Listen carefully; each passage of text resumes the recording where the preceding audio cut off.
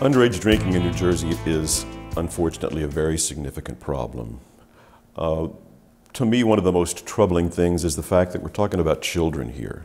The most recent results we have for the middle school survey were from 2010, in which we determined that 27% of 7th and 8th graders had tried alcohol at some point in their lives. Even more troubling than that is the fact that 10% of them reported that they'd had their first drink before they were 11 years old. Among high school students, approximately 72% of the students have tried alcohol at some point in their lives. This is definitely an issue that all kids are facing, making that decision because they're with friends and making that decision of whether I'm going to have a drink or not, making that decision of accessing and going in and trying to get served at a bar or a liquor store, or stealing from their parents' liquor cabinets. All of those decisions are being made on a regular basis, unfortunately. And I think that it's the parents who think it's not a problem that become a problem, because they're not then paying attention to the possible risks associated with their kids. Adults often think, what's the big deal about kids drinking? It's only alcohol. I drink alcohol as an adult. What's the big deal? What they don't realize is that adults drink alcohol very differently than kids. Kids drink to get drunk. When kids go to a party, alcohol is not something served at the party. Alcohol is the party.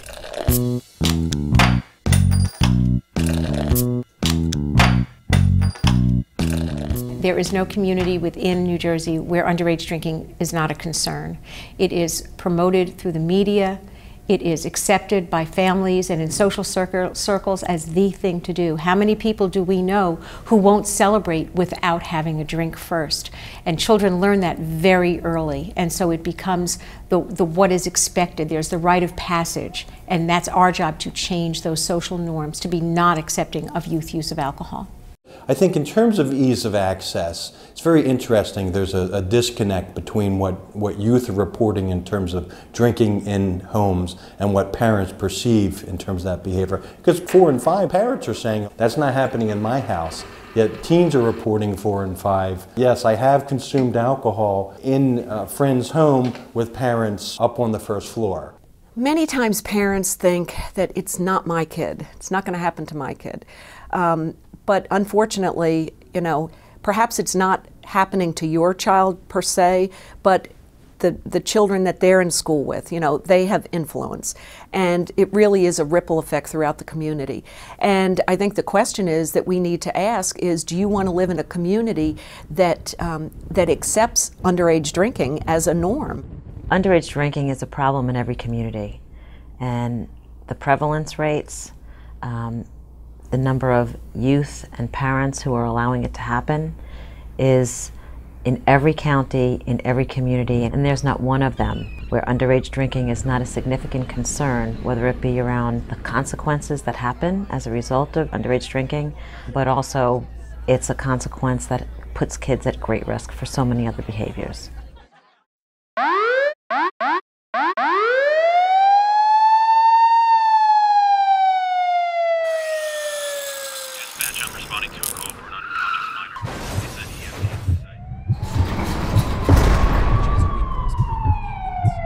Most people wonder, what's the big deal? What's 21? Is it a magic number?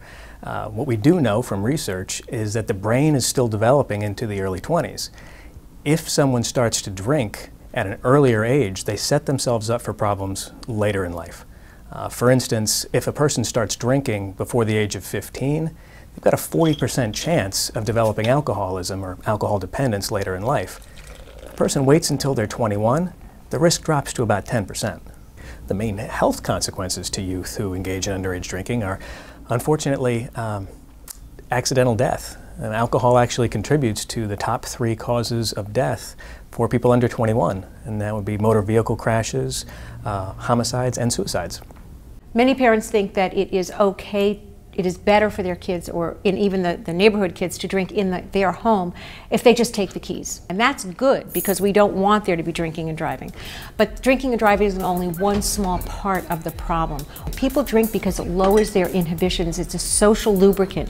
So when young adults or youth drink alcohol, it lowers their inhibitions too, and they will make decisions that without having had that alcohol they might not normally make. It can cause them to have fights, to be violent.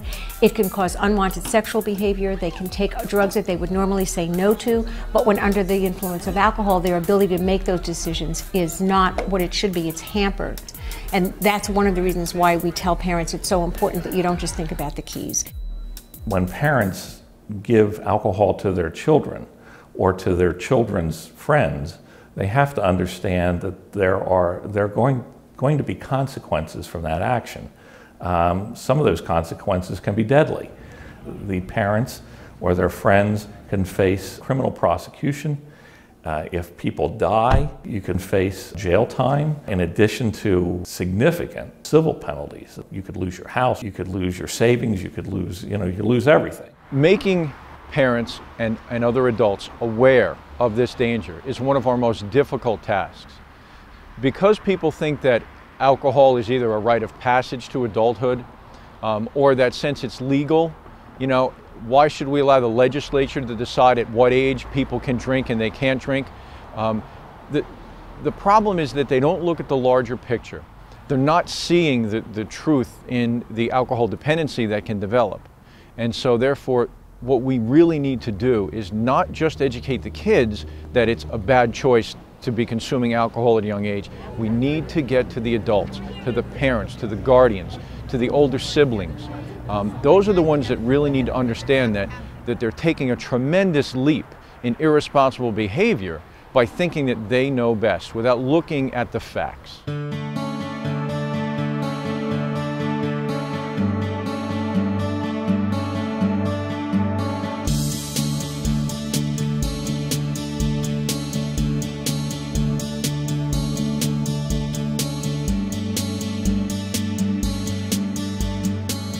One of the things that New Jersey has done that I'm very proud and pleased to be a part of is that we passed the Lifeline legislation. And basically what that does is if a young person has a friend, say they're in a situation where there's underage drinking, and one of their friends is in need of medical assistance, if their friend calls 911 for help for their friend, they will be immune from prosecution as well as the identified person, as long as you stay with that young person until help comes. One of the reasons that we came up with that, when we look at trying to change the environment around underage drinking, and one of the areas that we need to change the environment is through legislation and public policy. And so that's why this was a perfect fit. It's really exciting in New Jersey now because there's so many different prevention efforts that are being addressed, in our state. One of the things that we're doing is sticker shock throughout the state. Hi, we're here with the Sticker Shock program. It's a program that raises awareness for adults that might purchase alcohol and provide it to minors. Is it okay if we put some stickers? Yeah, you can put them wherever you want. Okay, thanks. It's really got a couple different components of it that are important. One, it's telling adults that this is the law. It's telling the facts, here's the law, here's the fines if you choose to buy alcohol and serve it to underage kids. It's also, because it involves kids in the program, it's getting kids involved in it, and people, when they come into the store and see the children and the teens putting the stickers on the alcohol and they see the kids, they're able to engage. The kids are engaged with the adults sometimes and the adults are engaged with them, so they're getting the message from the kids and seeing that it's important to them. And the other thing is it's engaging the business owners for them to see that it's a positive thing. They don't want to serve alcohol to underage kids, and it's a positive for them to be able to relate with the kids and with their customers. Sticker Shock is a program that's designed to reach out to adults that may purchase alcohol and provide it illegally to minors. And it just raises awareness about how you can go to 180 days in jail and you could be charged with a $1,000 fine.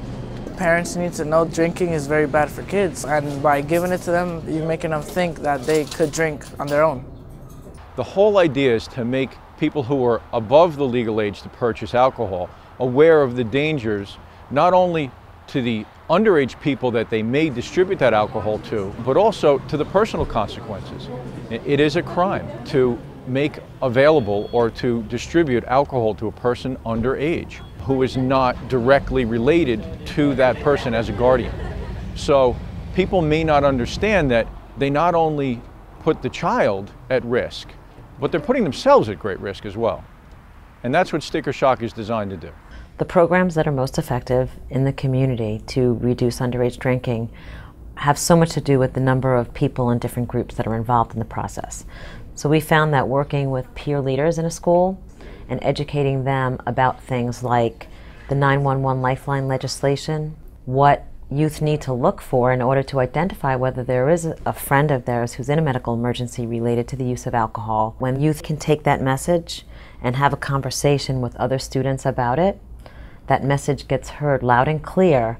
In addition, there are opportunities for parent conversations, as well as police involvement, as well as activities that the Municipal Alliance support within the community as a whole, and some of the programs that we do that are school-based. So when we involve the police and coordinate our efforts with them, as well as the school superintendents and the teachers and the counselors and the students, we're really making a difference.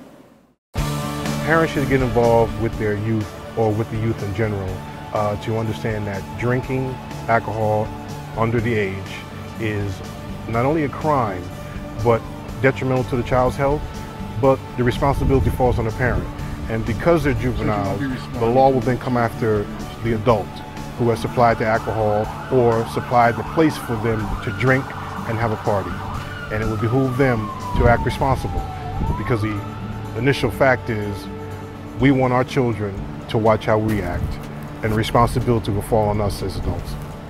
I'd basically encourage parents, to speak to their children, make them aware that it's not okay for them to be even approaching an adult to ask them for anything, and to, make sure that they let their child know that, unless you're of age, you shouldn't be drinking at all. We encourage families, parents, to create celebrations in which there's no alcohol served. Let kids see that, you know what, we can party and have a good time and not have to drink. And that's how we'll change the norms around drinking. It's really important for us to talk to kids and to send that message to them that we don't want them to drink. So letting them know that not all kids are drinking is really important, because sometimes they feel like seeing it in the media, hearing everybody talk, going onto the different social media sites, feel like everybody is. That's not the case, and so we need to have more positive things for kids to see that not everybody drinks. Our main goal, I think, as a parent, as a community member, is we want our kids to be healthy and safe and to grow up that way and have a bright future. The most important thing a parent needs to do in almost any aspect of raising a child is do exactly what your title says. Be the parent. Set the rules, set the standards. Don't allow the child to set those standards. Talk to your children, talk to friends of your children. Encourage parents to take an active role in this discussion.